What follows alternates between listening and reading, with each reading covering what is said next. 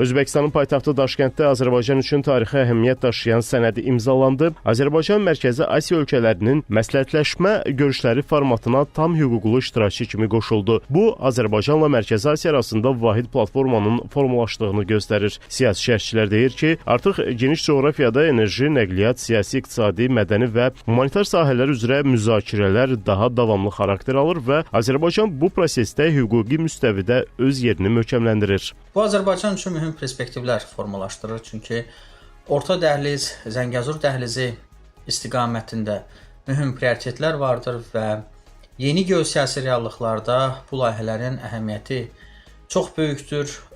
Şərq ilə Qərb arasında bağlantının formalaşmasında Azərbaycan körpü rolunu oynayır və Mərkəzi Asiya ölkələri bu məsələni diqqətdə saxlayırlar.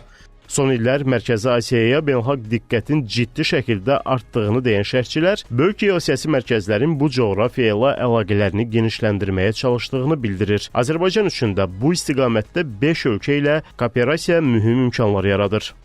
Hesab edirəm ki, məhz Özbəkistanın paytaxtında Azərbaycan üçün mühüm nailiyyətin əldə olunması həm də Azərbaycan-Özbəkistan münasibətlərinə müsbət təsir göstərir və hər dövlət artıq Azərbaycanın qələbəsinə də töhfə verməyə çalışır.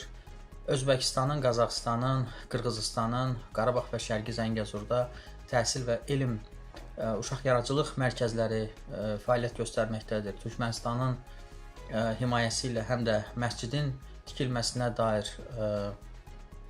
razılıq əldə olunmuşdur. Və bütün bunlar həm də Türk Dövlətləri Təşkilatı çərçivəsində bizim əməkdaşlığımızın ruhunu, etimad müstəvisini göstərən amildir.